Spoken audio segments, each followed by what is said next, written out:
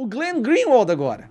Olha a situação do Glenn. Estão tentando fazer isso com ele. O Glenn, coitado, daqui a pouco ele vai ganhar a medalha de bolsonarista do ano pela imprensa. Verdade. Tem cabimento uma coisa dessa? Sim, só que com o Glenn não tá sendo tão... Primeiro porque já tem uma outra dinâmica agora que acabou as eleições. E, por exemplo, o Glenn ganhou uma coluna na Folha, entendeu? Então não é toda a imprensa que tá... É mais a parte dos influenciadores digitais, entendeu? Que é a... Dentro desse sistema de controle de massa, eles são a nobreza baixa, tá ligado? O baixo clero. O baixo clero, exato. Então, eles ainda ainda estão nessa, mas... É que o Glenn é um ganhador de Pulitzer e tal. Mas, por exemplo, o Glenn... Mas ele vai conseguir se fixar nessa plataforma durante um tempo. Eles vão minando a pessoa. Não é de uma hora para outra. Você não foi de uma hora para outra. Sim, sim. Teve uma sequência de eventos, né, pelo qual você passou, até que chegaram no momento e falaram assim, agora sim. Agora esse a gente pode destruir mesmo, porque agora não tem cabimento. E o Glenn está nesse mesmo processo. Se ele continuar se posicionando, eu não vou dizer o tempo lucidamente. Se ele continuar se posicionando lucidamente contra essa loucura que está acontecendo, eles vão minar a reputação dele aos poucos. E até que ele vai sofrer todo o processo de Goebbels, né? E vai virar aquele semi-ser humano que não merece mais os mesmos direitos, que deve ter sua vida destruída. Só que o Glenn é um bicho diferente, mano, da maioria das pessoas. Porque ele não é um cara qualquer, cara. Ele é um ganhador de um Pulitzer. Ele é famoso internacionalmente, entendeu? Ele é um cara... Elon Musk. É amigo do cara, tá Vamos ligado? falar do Elon Musk? Sim. Como é que tá o Elon Musk hoje? O Elon Musk é bem visto pra caralho. como far-right... Não, tudo bem. Sim. Pela imprensa americana. Ele é visto como far-right. A Speaker of the House, que fala em nome do governo americano, naquelas coletivas de imprensa, virou e falou assim, nós estamos com nós estamos com um olho muito próximo do que o Elon Musk está fazendo com o Twitter. Sim.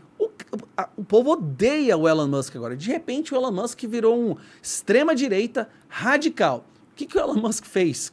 Ele Bateu de comprou o frente. Twitter e deu liberdade de expressão pro Twitter. E agora, ele soltou os e-mails, você deve ter acompanhado. Eu vi, né? o Twitter Files, né? O Congresso agora está interrogando. Eu vi umas interrogações, estão pegando pesado, Meu inclusive. Deus com a do galera, céu. O que eu acho ótimo. A situação do Twitter era pior do que nós imaginávamos. Sim. Tinha Mil gente vezes do pior. FBI infiltrado Pelo lá, amor trabalhando de Deus, no Twitter. Na hora que eu tava vendo as interrogações. Sim, sim. Não, interrogações não. Como Interrogatório. É que é? Interrogatório, sério. Eu tava vendo os interrogatórios e a mulher colocava um e-mail atrás e falava assim, ó, você baniu meu perfil por causa desta frase, mas ao mesmo tempo toda essa pornografia infantil aqui estava sendo liberada. Qual era o critério que vocês... O galera não sabe responder. Porque não tem como, né? Aí, Monarca, se isso está acontecendo no Twitter, se isso aconteceu no Twitter, como é que tá a situação? Do Provavelmente. Facebook, do YouTube, é tudo. O governo hoje, todas as big techs, elas são braços do governo americano. São. E não é nem do governo americano. Quando você pensa em governo americano, é errado pensar na população americana. Você tem que pensar no deep state americano, nos globalistas. Você já ouviu falar dos globalistas? Você acredita nisso? Sim, claro. Eu não acho que, assim, tem uma concepção quando as pessoas falam de globalistas que eu acho que é a extrema conspiracionista, que é como se fosse um grupo de bilionários que se reúnem periodicamente e decidem o futuro do mundo. Eu não acho que é exatamente isso que acontece. Eu acho que tem uma ideologia que enfraquece o indivíduo e ele fica mais vulnerável. E tem um grupo poderoso, tá? Como é que eles ligam pro outro e determinam o que eles vão fazer? Eles pensam, cara, essa ideologia é boa. Com essa ideologia, a gente consegue manipular esses imbecis aqui para o caminho que a gente quer. Então, é uma percepção que acontece justamente por esses grupos poderosos, né, dessas famílias que você conhece, e elas vão levando e elas fomentam a esquerda.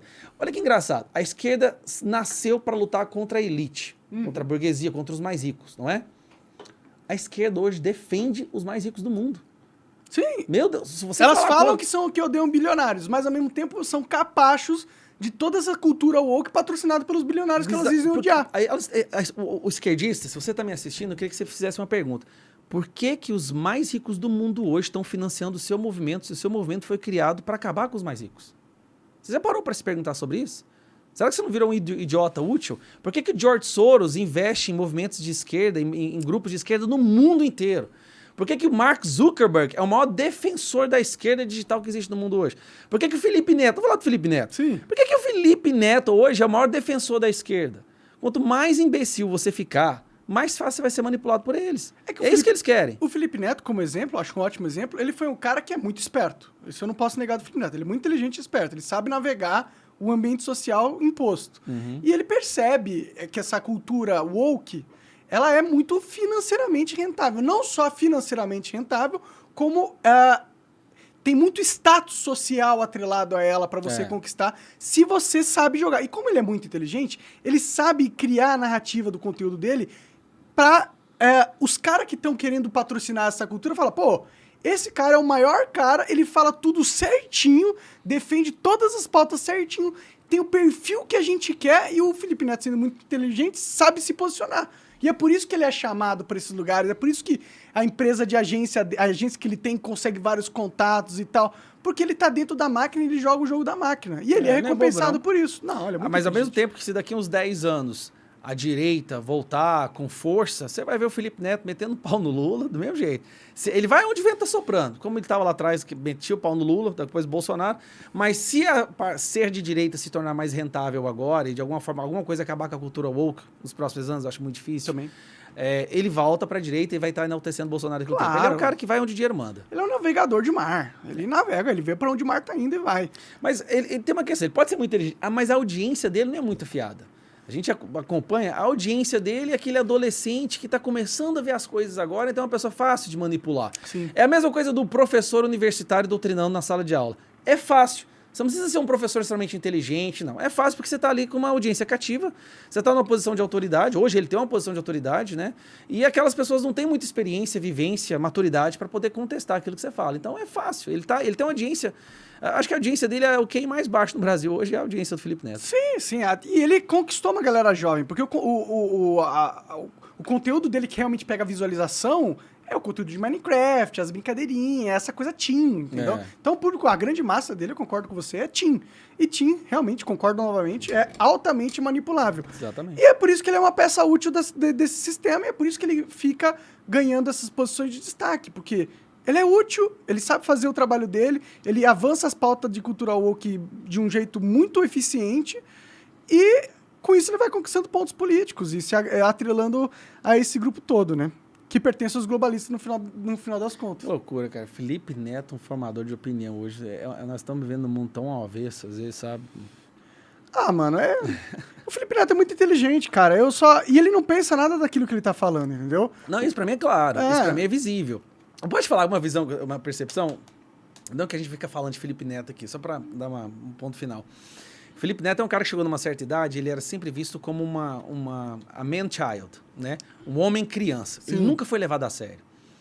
Os adultos não levavam ele a sério. Sim. E ele tem uma vaidade, uma necessidade de ser aceito muito grande. Ele mesmo já falou isso várias vezes e tal.